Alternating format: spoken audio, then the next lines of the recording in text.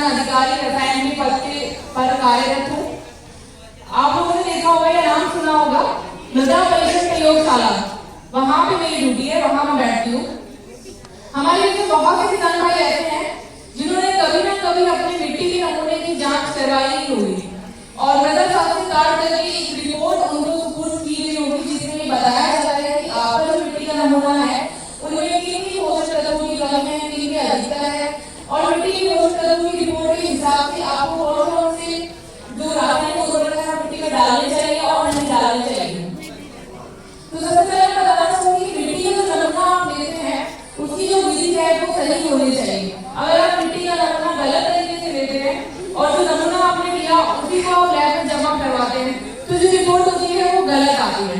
तो बहुत ही किसान भाइयों की ये शिकायत होती है कि हमारी मिट्टी में तो नाइट्रोजन की कमी है, हमारी फसल पीली पड़ती है, लेकिन आपने जो रिपोर्ट दी है उसके अंदर नाइट्रोजन की अधिकता है और हमारी तरफ से ये बताया जाता है कि आपको यूरिया देने की कोई आवश्यकता नहीं है। तो उसके बहुत सारे कारण हो सकते हैं। बहुत सारे किसान भाई ऐसे होते हैं कि आपने मिट्टी का नमूना लिया और उस मिट्टी के नमूने को आपने यूरिया के कट्टे में भर के हमें लैब में जांच करने के लिए दिया। तो ऐसे में क्या होता है कि अगर आपका मिट्टी का नमूना यूरिया के कट्टे में भर के आ रहा है तो उसमें कंटामिनेशन हो जाता है, उसमें संक्रमण हो जाता है। तो ऐसे में अगर हम उस संक्रमित मिट्टी के नमूने की जांच करते हैं तो रिजल्ट के अंदर नाइट्रोजन की जो कमी है वो नहीं आएगी।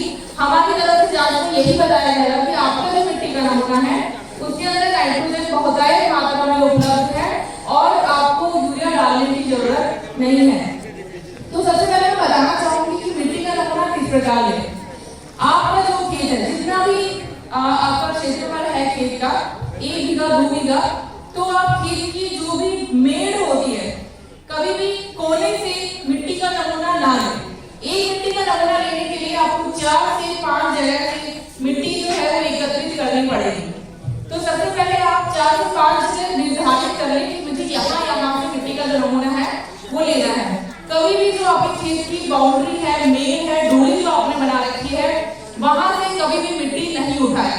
कोई ऐसी चीज है जहाँ पे खड्डा लगा हुआ है या कोई पेड़ लगा हुआ है या फिर कहीं पानी भरा हुआ है, आपने कोई खाद मिक्स करी है, रासायनिक उर्वरक को ढील लगाया है, उस जगह से कभी भी मिट्टी का नमूना जांच के लिए ना दे। तो ये सब जगह छोड़ के 4 से 5 जगह निर्धारित करें अपने खेत में जो पूरे खेत को कवर कर दी हो। उसके बाद में आप जो ऊपर की जो सतह है थोड़ा उसे हटा लें। उसके बाद में 15 सेंटीमीटर तक की जो गहराई है उसमें आप खुशी या जो पावडर है उसकी मदद से आप मिट्टी निकालें। 4 से 5 जगह मिट्टी निकालने के बाद उसे साफ समतल जगह पर एकत्रित करें और अच्छे से मिलाएं। तो ये जो काम आपको करना है 4 से 5 जगह वाली मिट्टी को मिलाने का, वो आपको धूप में कि आपने यूरिया का कट्टा उठाया, डीएपी का कट्टा उठाया या कोई और रासायनिक उर्वरक का कट्टा लिया, 4 से 5 जगह लिए उसको आराम से मिक्स करा, मिलाया अच्छे से और हमको जांच के लिए दिया। ऐसा कभी नहीं करना है। जिस भी चीज में आप रख रहे हो वो पूरी तरह से साफ होनी चाहिए। फिर आप उसको 4 ढेर के अंदर विभाजित करेंगे। कोई भी 2 ढेर सामने वाले ले लीजिए और कोई भी 2 ढेर सामने वाले हटा दीजिए। फिर उसके बाद जो 2 ढेर बचे मिट्टी के उनको वापस अच्छे से मिलाइए और फिर 4 ढेर में विभाजित करिए। तो ऐसे ही करना है। आपको 4 हिस्सों में डिवाइड किया, कोई भी जो 2 सामने के ढेर है मिट्टी के आपको वो लेना है और उसके बाद जो 2 ढेर है उनको हटा देना है। ये प्रक्रिया आपको कब तक करेंगे जब तक मिट्टी की मात्रा आधा किलो ना रह जाए, क्योंकि हमें जो मात्रा लैब में चाहिए होती है आपकी मिट्टी की जांच के लिए वो आधा किलो पर्याप्त है। इससे ज्यादा मिट्टी की मात्रा हमें नहीं चाहिए होती है। पहले इतना पहले मात्रा होता है कि अगर आप पूरा कट्टा भर के मिट्टी लेकर के आएंगे तो आपकी जो मिट्टी की जांच है वो मतलब ज्यादा अच्छे से होगी। ऐसा बिल्कुल नहीं होता है। हमें जितनी मिट्टी चाहिए होती है हम उतनी ही मिट्टी लेंगे। अगर आप कट्टा भर के लेके आएंगे तब भी हमें 1 ग्राम मिट्टी चाहिए तो हम 1 ग्राम मिट्टी ही लेंगे। इसलिए आपसे हमारी विनती है कि आप सिर्फ आधा किलो मिट्टी की मात्रा ही लैब में जमा करवाएं। उसके बाद में आपकी जब मिट्टी की मात्रा आधा किलो हो गई है उस मात्रा को आप साफ थैली के अंदर भरें। उसे भी कभी किसी सब्जी की थैली में या फिर कोई ऐसी थैली जो कि साफ नहीं हो उसमें कभी भी एकत्रित करके लैब में जमा ना करवाएं। आप उसे थैली में भरें और लेबोरेटरी में लेके आए जांच के लिए, चाहे सुपरवाइजर को दें चाहे खुद आप लैब में आए। और इस मिट्टी का जो नमूना है, इसकी जो जांच के लिए जो शुल्क है वो नाम मात्र का है, सिर्फ 5 रुपए। सिर्फ 5 रुपए शुल्क लगेगा आपकी मिट्टी की जांच के लिए और सिर्फ 5 रुपए शुल्क लगेगा आपके पानी की जांच के लिए। और 5 से 7 दिन के अंदर आपकी जो रिपोर्ट है वो आपको दे दी जाएगी। इससे संबंधित किसी को अगर है, एक देवली में है और एक मालपुरा में है, वहां पे कृषि अनुसंधान अधिकारी बैठते हैं। अगर आपको किसी प्रकार की कोई समस्या आती है, आप अपनी समस्या लेके वहां जा सकते हैं, वहां पे आपकी समस्याओं का निवारण किया जाएगा।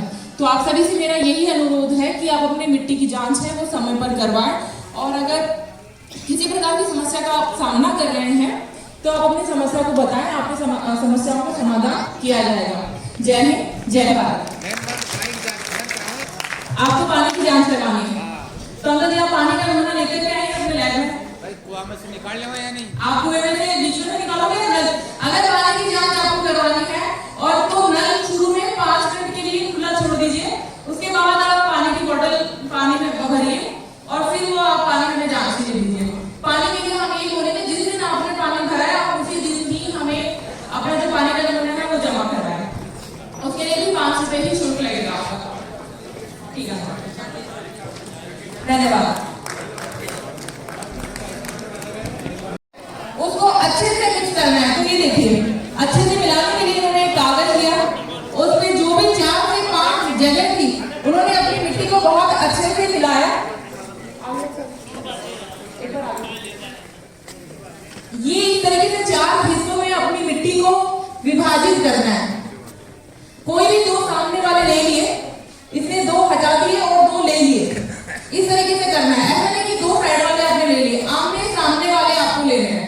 ठीक है, कोई भी 2 आमने सामने वाले ले लेंगे और बाकी जो 2 आमने सामने वाले हैं वो हटा देने हैं। फिर ये जो 2 बचे हैं इनको वापस मिक्स करना है और ये प्रक्रिया हमें करते रहना है जब तक आपकी जो मिट्टी की मात्रा है वो आधा किलो ना रह जाए। ठीक है, धन्यवाद।